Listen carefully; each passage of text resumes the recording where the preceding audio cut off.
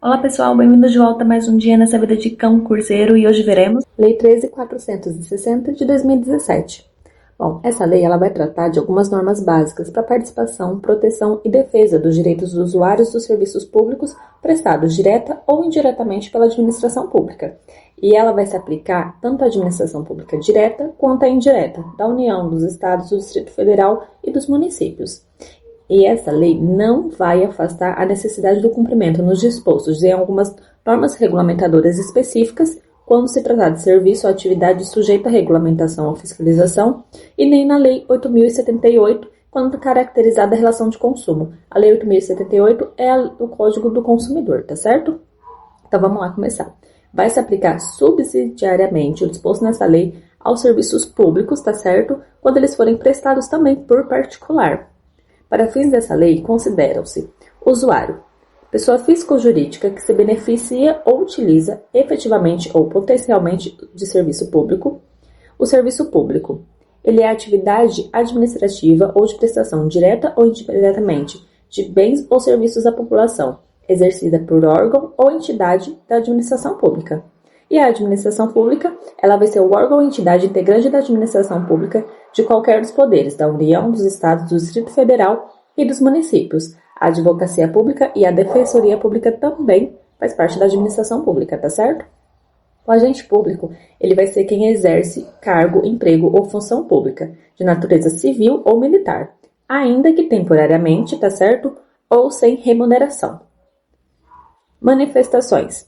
Elas são as reclamações, as denúncias, sugestões, elogios e demais pronunciamentos de usuários que tenham como objetivo a prestação de serviços públicos e a conduta de agentes públicos na prestação e fiscalização de tais serviços. O acesso do usuário à informação será regido nos termos da Lei 12.527, que é a nossa lei, a Lei de Acesso à Informação. Com periodicidade mínima anual, cada poder e a esfera de governo publicará um quadro geral de serviços públicos prestados, que especificará os órgãos ou entidades responsáveis por sua realização e a autoridade administrativa a quem estão subordinados ou vinculados. Os serviços públicos e o atendimento ao usuário serão realizados de forma adequada, observados os princípios da regularidade, tá? Da continuidade, da efetividade, segurança, atualidade, generalidade, transparência e a cortesia. Esses serão os princípios observados para a prestação, tá certo? De forma adequada dos serviços públicos. Vamos ficar atento aqui nessa parte dos princípios. Vamos seguir com a nossa leitura. Agora vamos falar dos direitos básicos dos usuários e os deveres também.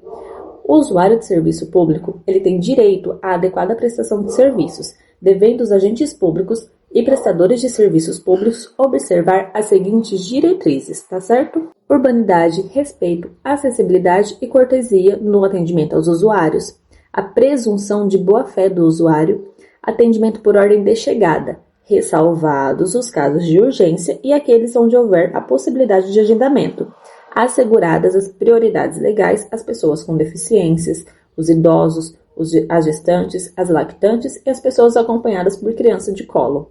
A adequação entre os meios e fins, vedada a imposição de exigências, obrigações, restrições ou sanções, tá certo? Não prevista na legislação. Igualdade no tratamento aos usuários, vedado qualquer tipo de discriminação, cumprimento de prazos e normas procedimentais, definição, publicidade e observância de horários e normas compatíveis com bom atendimento ao usuário, adoção de medidas visando a proteção à saúde e segurança dos usuários, autenticação de documentos pelo próprio agente público, tá certo? À vista dos originais apresentados pelo usuário, vedada a exigência de reconhecimento de firma, salvo dúvida de autenticidade. A manutenção de instalações salubres, seguras, sinalizadas, acessíveis e adequadas ao atendimento e ao serviço. A eliminação de formalidades e exigências, tá certo? Cujo custo econômico ou social seja superior ao risco envolvido.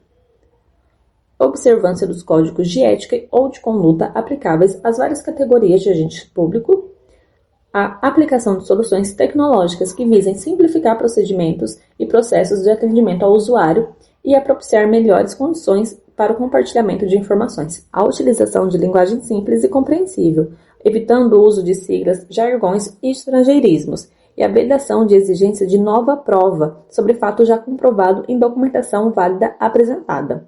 Comunicação prévia ao consumidor de que o serviço será desligado em virtude de inadimplemento, bem como a partir do dia do qual será realizado o desligamento, necessariamente em horário comercial. Agora, a taxa de religação dos serviços ela não vai ser devida se houver descumprimento da exigência dessa notificação prévia ao consumidor. Acabamos de falar sobre as diretrizes que o agente público deve seguir na prestação de serviços e atendimento. Agora a gente vai falar um pouquinho sobre os direitos básicos que o usuário tem. Ele tem direito à participação no acompanhamento da prestação e na avaliação dos serviços, obtenção e utilização dos serviços com liberdade de escolha entre meios oferecidos e sem discriminação. Acesso e obtenção de informações relativas à sua pessoa, constantes de registros ou banco de dados, observado sempre o disposto no inciso 10 do artigo 5º da Constituição. Esse inciso ele vai tratar a respeito da proteção da privacidade, honra e imagem da pessoa. E além desse inciso, vai ser observado também a lei.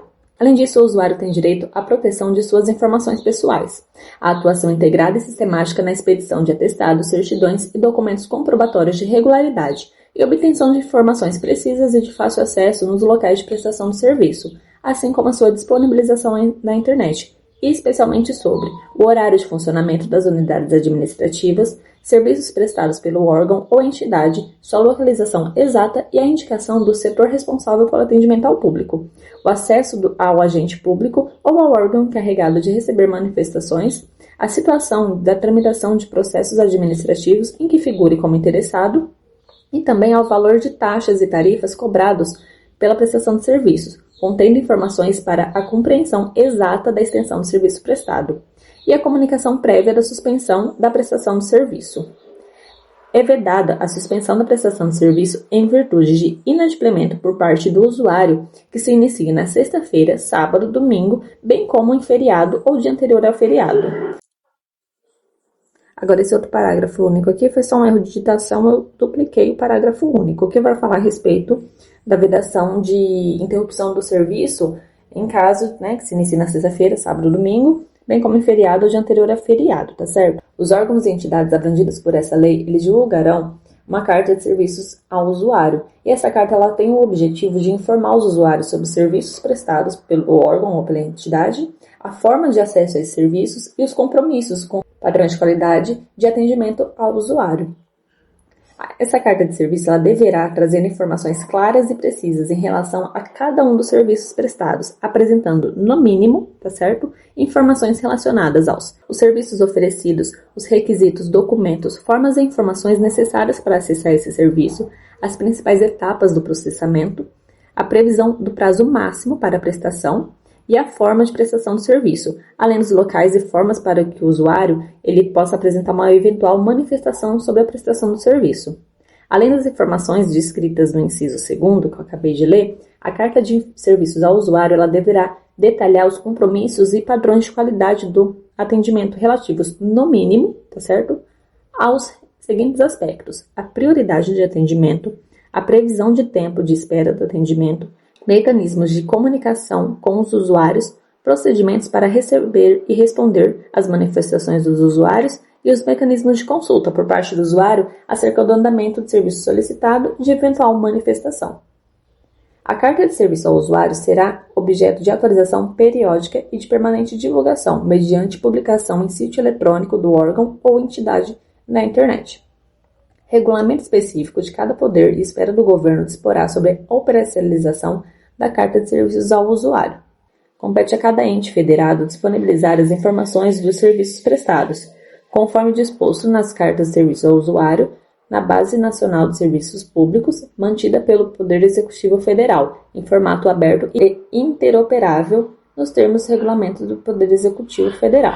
Acabamos de ler sobre os direitos do usuário. Agora a gente vai falar um pouquinho sobre os deveres que eles têm, tá certo? O usuário ele tem o dever de utilizar adequadamente os serviços, procedendo com urbanidade e boa-fé, além de prestar informações pertinentes ao serviço prestado quando solicitadas, colaborar com a adequada prestação de serviço e preservar as condições dos bens públicos por meio dos quais serão prestados os serviços de que trata essa lei, das manifestações dos usuários de serviços públicos. Para garantir seus direitos, o usuário poderá apresentar manifestações perante a administração pública, acerca da prestação de serviços públicos. A manifestação ela será dirigida à ouvidoria do órgão ou entidade responsável e conterá a identificação do requerente. A identificação do requerente não conterá, tá certo, exigências que inviabilizem a sua manifestação e serão vedadas quaisquer exigências relativas aos motivos determinantes da apresentação de manifestação perante a ouvidoria. Ou seja, quando o usuário apresentar alguma manifestação perante a administração pública, seja solicitando uma informação, por exemplo, ele terá que se identificar. Porém, a administração pública ela não vai poder exigir que ele fale a respeito dos motivos que levaram ele a solicitar aquela informação. Então, a administração pública ela tem que exigir a identificação do requerente, porém, ela não pode exigir os motivos relativos ao que levou à apresentação daquela manifestação perante a ouvidoria. Agora, continuando, caso não haja ouvidoria, o usuário poderá apresentar manifestações diretamente ao órgão ou entidade responsável pela execução do serviço ou ao órgão ou entidade a que se subordinem ou se vinculem. A manifestação poderá ser feita por meio eletrônico, correspondência convencional ou verbalmente. E se caso for verbalmente, ela será reduzida a termo, tá? Ela será escrita. No caso de manifestação por meio eletrônico, prevista no inciso 4, respeitada a legislação específica de sigilo e proteção dos dados, poderá a administração pública ou sua ouvidoria requerer meio de certificação de identidade do usuário. Os órgãos ou entidades públicos abrangidos por esta lei deverão colocar à disposição do usuário formulários simplificados e de fácil compreensão para apresentação do requerimento previsto no caput, que é o requerimento de manifestação, facultada ao usuário a sua utilização. A identificação do requerente é informação pessoal protegida por restrição de acesso prevista na nossa lei, que é a nossa Lei de Acesso à Informação. Continuando, para fins de acesso a informações e serviços, de exercício de direitos e obrigações ou de obtenção de benefícios perante os órgãos e as entidades federais, estaduais, distritais e municipais, ou serviços públicos delegados à apresentação de documento de identificação com fé pública em que conste o número de inscrição do CPF, será suficiente para a identificação do usuário, dispensada a apresentação de qualquer outro documento. Os cadastros, os formulários, os sistemas e outros instrumentos exigidos dos usuários para a prestação de serviço público deverão disponibilizar um campo de registro do número de inscrição do CPF, de preenchimento obrigatório, que será suficiente para sua identificação, vedada a exigência, tá certo?, de apresentação de qualquer outro número para esse fim. O número de inscrição do CPF poderá ser declarado pelo usuário público, desde que acompanhado de documento de identificação de fé pública, nos termos da lei. O ato de cada ente federado ou poder poderá dispor sobre casos excepcionais ao previsto no caput deste artigo. Bom, esse artigo ele é um pouquinho mais simples, vai falar a respeito da documentação exigida, né, para que o usuário ele faça o requerimento das informações perante a administração pública. Então, continuando. Em nenhuma hipótese, tá certo, será recusado o recebimento de manifestações formuladas no termo da lei, sob pena de responsabilidade do agente público. Os procedimentos administrativos relativos à análise das manifestações observarão os princípios da eficiência e da celeridade, tá certo? Visando sempre a efetiva resolução. A efetiva resolução das manifestações dos usuários compreende a recepção da manifestação no canal de atendimento adequado, a emissão do comprovante de recebimento, a análise e obtenção de informações quando necessário, a decisão administrativa final e a ciência do usuário. Agora vamos tratar das ouvidorias, que basicamente são a porta de acesso do usuário à administração pública. As ouvidorias terão atribuições precípuas, sem prejuízo de outras estabelecidas em regulamento específico. Promover a participação do usuário na administração pública, em cooperação com outras entidades de defesa ao usuário, a acompanhar a prestação de serviços, visando garantir a sua efetividade, propor aperfeiçoamentos na prestação de serviços, auxiliar na prevenção e na correção de atos ou procedimentos incompatíveis com os princípios estabelecidos nessa lei, propor adoções de medida para a defesa dos direitos do usuário, em observância a determinações dessa lei, a receber, analisar e encaminhar às autoridades competentes as manifestações, acompanhando o tratamento e a efetiva conclusão de manifestações de usuário perante o órgão ou entidade a que se vincule. E também a promover a adoção da mediação e conciliação entre o usuário e o órgão ou entidade pública, sem prejuízo de outros órgãos competentes. Com vistas à regularização de seus objetivos, as ouvidorias deverão. Então aqui vamos tratar a respeito dos deveres da ouvidoria. Receber, analisar e responder por meio de mecanismos proativos e reativos às manifestações encaminhadas por usuários de serviços públicos. Elaborar anualmente um relatório de gestão, que deverá consolidar as informações mencionadas aqui no inciso 1 e, com base nelas, apontar falhas e sugerir melhorias na prestação de serviços públicos. E esse relatório de gestão, ele deverá indicar, ao menos, o número de manifestações recebidas no ano anterior, os motivos das manifestações, a análise dos pontos recorrentes e também as providências adotadas pela administração pública nas soluções apresentadas. E esse relatório de gestão, ele será encaminhado à autoridade máxima do órgão a que pertence a unidade de ouvidoria e disponibilizado integralmente na internet. A ouvidoria encaminhará a decisão administrativa final ao usuário, observado o prazo de 30 dias. Então, o usuário solicitou alguma manifestação da administração pública. A ouvidoria vai receber, tá certo, essa manifestação, vai encaminhar para o órgão responsável e no prazo de 30 dias, prorrogável uma única vez por mais 30 dias, ela deverá encaminhar ao usuário a decisão administrativa final.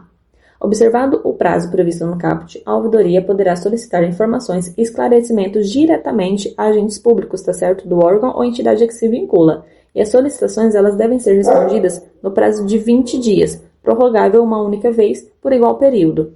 Agora vamos tratar sobre os conselhos de usuários. Sem prejuízo de outras formas previstas na legislação, a participação dos usuários no acompanhamento da prestação e na avaliação de serviços públicos será feita por meio de conselhos de usuários.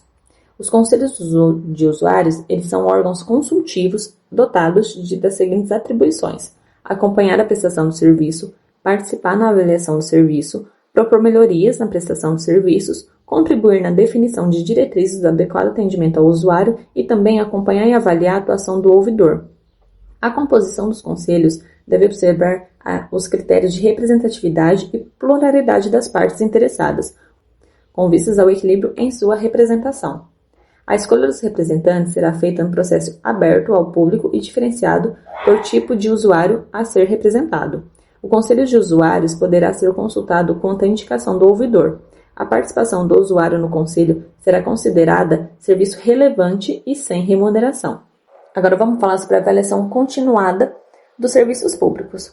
Os órgãos e entidades públicos abrangidos por essa lei deverão avaliar os serviços prestados nos seguintes aspectos: a satisfação do usuário com o serviço prestado, a qualidade do atendimento prestado ao usuário, o cumprimento de prazos e compromissos definidos para a prestação de serviços, a quantidade de manifestações de usuários e medidas adotadas pela administração pública para melhoria e aperfeiçoamento da prestação de serviço. A avaliação será realizada por pesquisa de satisfação feita no mínimo a cada ano, tá certo? Ou por qualquer outro meio que garanta a significância estatística dos resultados.